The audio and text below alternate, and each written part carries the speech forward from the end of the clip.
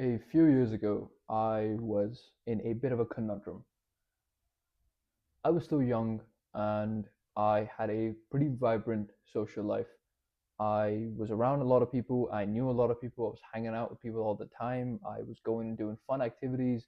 I was clubbing. Yeah, things were going really well back then. At least from a public perception point of view, it looked like I was a really happy person. But on the inside, that's not how I felt.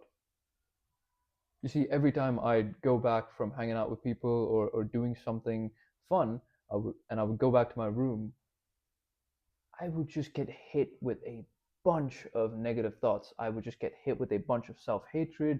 I would just sit there and mull about the inadequacies of myself and the problems that I'm facing and how hard life is. And it would go from a point of hating myself to a point of self pity to everything just ending up being negative. Like everything would just end up being very, very negative. And I didn't really like that, obviously. I mean, I'm doing all the things that people really crave. In fact, things that I craved when I was younger. Yet I'm not happy. Why is that? And put happiness aside. Why is it that my mind keeps throwing all these negative thoughts at me? Why is it that I'm not able to generate positive thoughts? Thoughts that are self affirming, thoughts that are showing me that I trust myself and I trust my confidence and that I know what I'm doing, or even if not that, even if I don't know what I'm doing, that I trust myself, that I'm doing the right thing. I didn't have any of that. All it was a pile of shit. All it was a pile of trash, a pile of negativity that would just come upon me every time that I felt like I was by myself.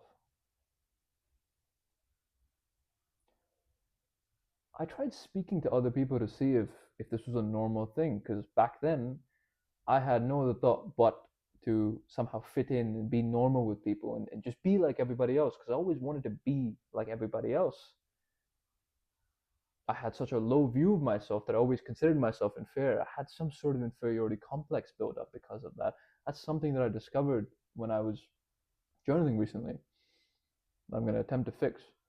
But besides the point, I tried speaking to other people, but most people would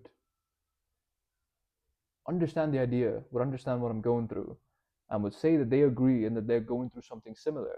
But their solution to fix it was to just spend more time doing the things we were already doing so that we don't spend time alone. Because the problem here wasn't the fact that your brain was developing negative thoughts. The problem, according to people, was that it's because you were spending time alone and that you were feeling lonely or that you were alone. Yeah, that's bullshit. That's crap. I would like to generate positive thoughts. That was my outlook back in 2023, 2 years ago, when I started to fix my life. And to this day, it's important to me. And because of that, I follow this one practice, and I'm going to share with you that one practice that changed everything for me, that helped me develop positive thoughts, and that actually helped me stay happy. The habit I'm going to talk about is called gratitude journaling. It's pretty simple.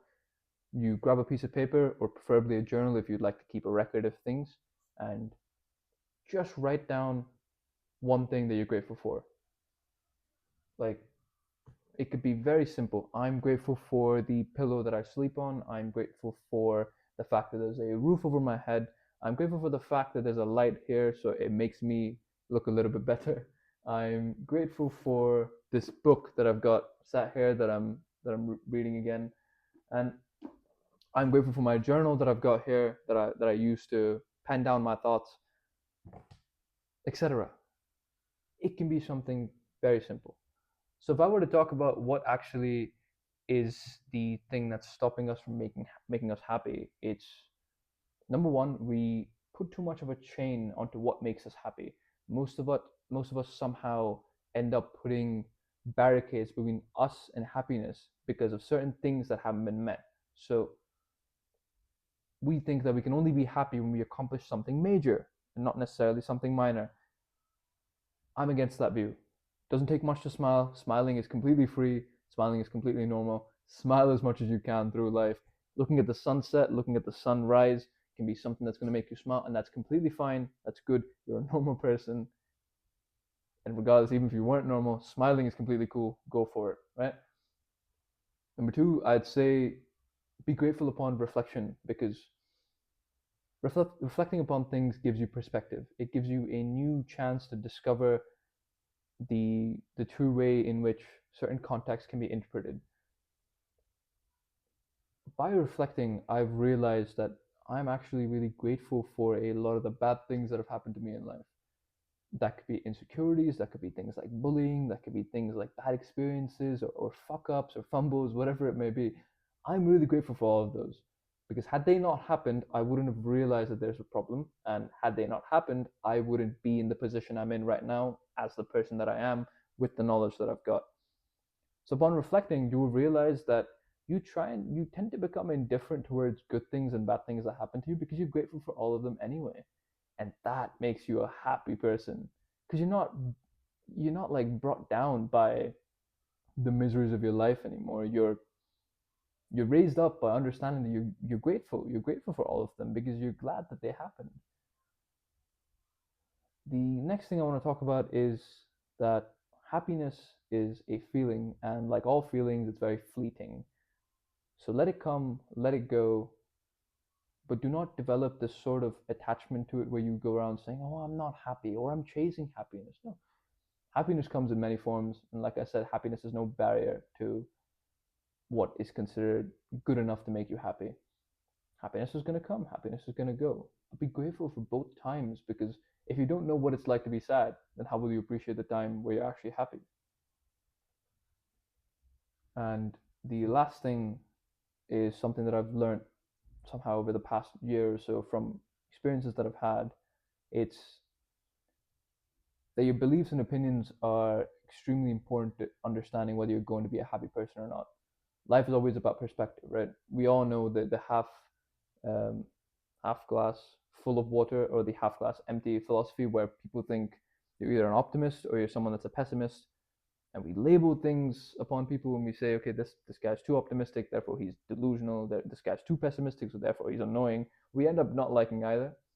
Putting that said, if you walk around with a fundamental belief that no matter what happens to you, it's happening for the best of you. If something good happens to you, it's because you deserved it, because of your hard work.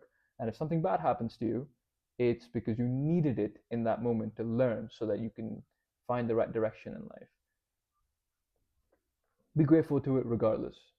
And be the person that smiles through challenges, be the person that smiles through obstacles, knowing that's all setting you up to become the best self, to become the best version of you. I don't see a downside to believing in that. Frankly, I don't give a fuck whether it's true or whether it's false, but just believing in the fact that everything's going according to plan for me, believing that everything that's happening to me, good or bad, is happening for my benefit is something that's a soothing feeling, and it's something that's going to remove a lot of challenges and a lot of clutter in your mind that's going to tell you otherwise. So stick to that belief, I'd say. Um, and yeah, the other thing that I'd like to mention is probably that if you're not happy right now and if you're not really having positive thoughts, it could be because there's a lot of clutter in your brain.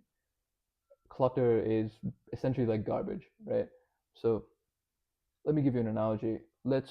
I have a room right now. I'm filming this in a room. I'm filming this in my room. I would clean my room regularly, right? Probably like once a week, maybe do like a deep clean once every 2 weeks. But I'm cleaning it because I'm following a system where I understand, okay, every week this needs to be cleaned. Every 2 weeks or so, get a really good deep clean in so that it's sorted for the next 2 weeks. That's my plan. Imagine if I were to just sit, live, work, do everything in this room without cleaning it at all, and waiting until it just piles up in garbage and piles up in dust to begin cleaning. That's pretty stupid, isn't it? Not a single person alive would say, yeah, why would you not just clean it every week or so? Because you've got a system there, right? Like, why wouldn't you just keep it clean? Apply that analogy to your brain. Think about it right now. How often do you clean your brain, bro? How often do you declutter your brain?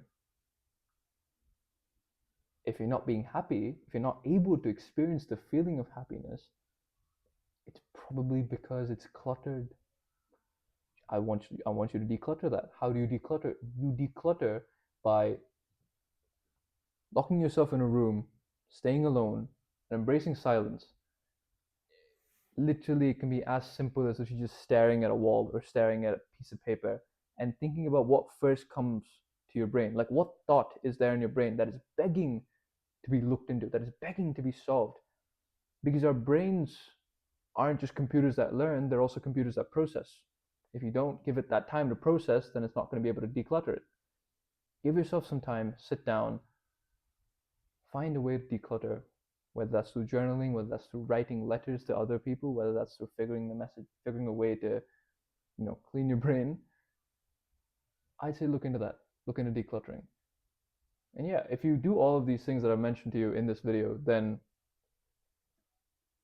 chances are that more likely than not, you will end up happy.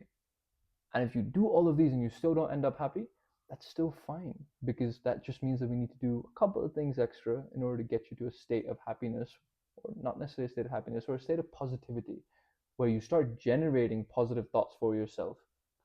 So, yeah, that's kind of all you need to do. Just be grateful, bro. It's that simple. Happiness is also a choice. So choose to be happy. All right? That's it from me. Take care. Bye bye.